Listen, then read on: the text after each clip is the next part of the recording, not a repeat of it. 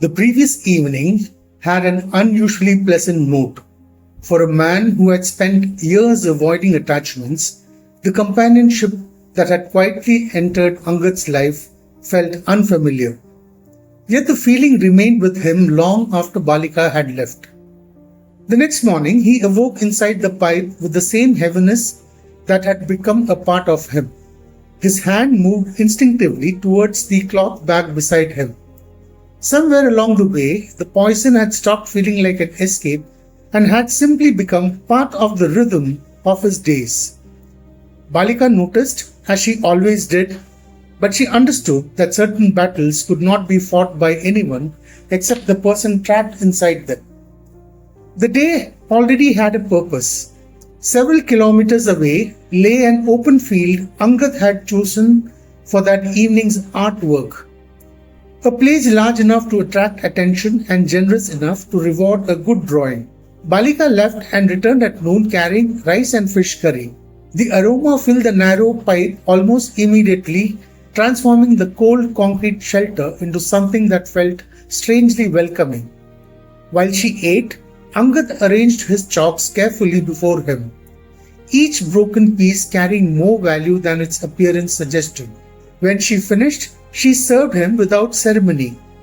The first few mouthfuls surprised him, not because the food was extraordinary, but because his body accepted it without resistance.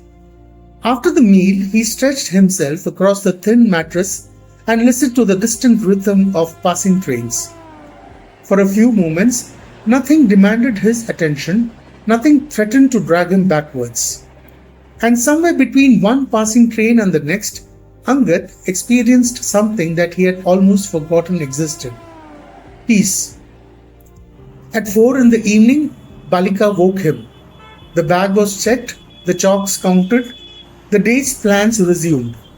While Balika occupied herself with getting ready, Angad quietly returned to the habit that continued tightening its grip on his life. The action was quick, practiced, almost unconscious. By the time they reached the field, the evening crowd had already gathered.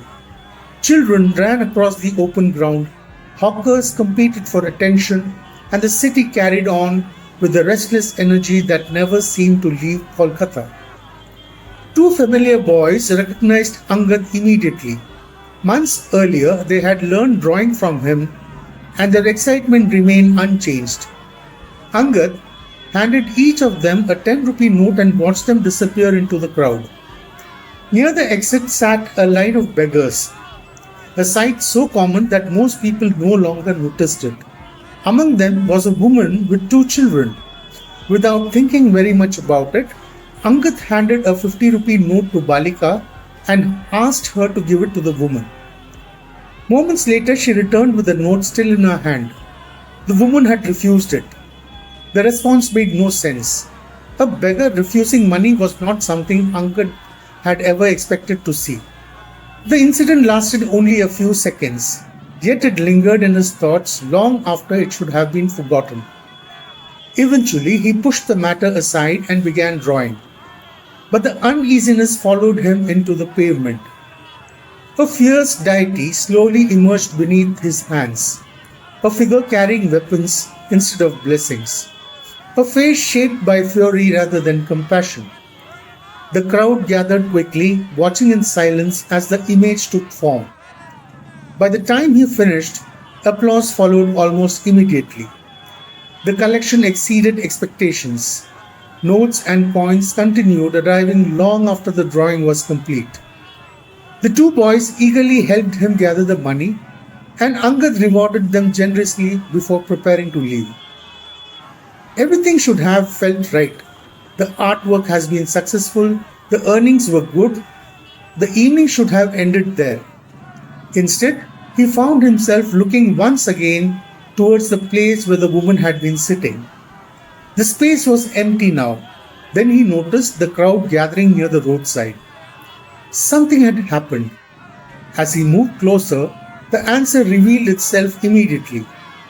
The same woman who had refused the money was lying motionless on the pavement. One child sat beside her in stunned silence. The other was nowhere to be seen. An ambulance arrived, a police vehicle followed, the body was taken away, the child was taken away. The crowd slowly dispersed. But the incident refused to leave Angad's mind. On the way to the bus stop, an old beggar called out to him from the darkness. Balika disliked the encounter immediately. Something about the man felt wrong. But Angad walked closer. The old man spoke of disappearances of children vanishing without explanation, of people nobody would miss. Then he revealed a long scar stretching across his side. According to him, there were men operating from nearby slums who treated human beings like commodities. He claimed the dead woman had not simply died, and that the missing child was connected to something much larger. The story sounded unbelievable, yet the certainty in the old man's voice made it difficult to dismiss completely. By the time Balika finally persuaded him to leave, the questions had already taken root. The bus journey home passed in uneasy silence. Balika spoke occasionally, but Angad barely heard her. The old beggar's words continued echoing inside his head. That night, he returned to the Adda. The money from the artwork allowed him to indulge more freely than usual, and he intended to spend the night forgetting everything he had seen and heard. But the old man's story refused to disappear. The dead woman remained in his thoughts along with the missing child, and the strange certainty that connected them all. Then a conversation nearby caught his attention. A group of unfamiliar men sat together speaking in Tamil. Most of it meant nothing to him until one phrase cut through the haze. 10,000 for the boy. The words struck him with unexpected force. The dead woman returned immediately to his thoughts, followed by the missing child, followed by the old beggar's warning. Whether the connection was real or imagined no longer mattered. Something had lodged itself inside his mind, and it refused to leave. Without warning, he stood up and left the Adda. The city stretched endlessly before him, and he kept walking. Hours disappeared, roads appeared and vanished, the night dissolved into fragments. By the time morning arrived, he remembered very little. His hands were swollen, his legs ached, and he could not explain why. Perhaps he had fallen, perhaps something else had happened. He simply did not know. As he returned towards the pipe, he saw Balika hurrying across the railway tracks. The moment she reached him, she noticed his condition. The swollen hands, the exhaustion, the marks he could not explain. Questions appeared in her eyes, questions she never voiced aloud. Before either of them could speak further, she delivered troubling news. There had been another murder. Not one victim this time, 4. The television inside the pipe carried continuous coverage. The details emerging from the investigation shocked the city. The killings were no longer being viewed as isolated incidents. Something larger was unfolding. For weeks, the investigation had continued to expand. BK had shifted his operations to Kolkata and was now staying with Balaton in the government quarters assigned for the case. Yet, despite months of effort, the answers remained frustratingly out of reach. When BK appeared on the television screen, Angad watched with unusual intensity. He remarked that BK was one of the finest officers in the country. The certainty in his voice caught Balika's attention.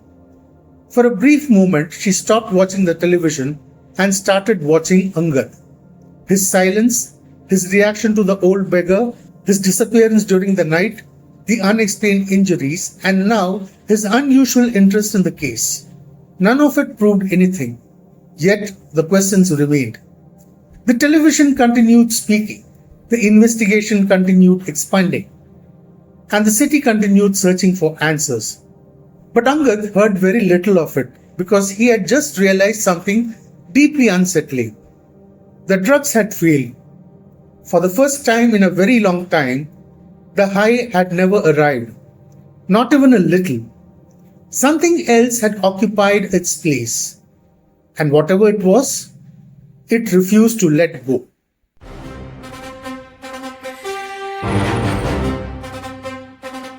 Where stories begin.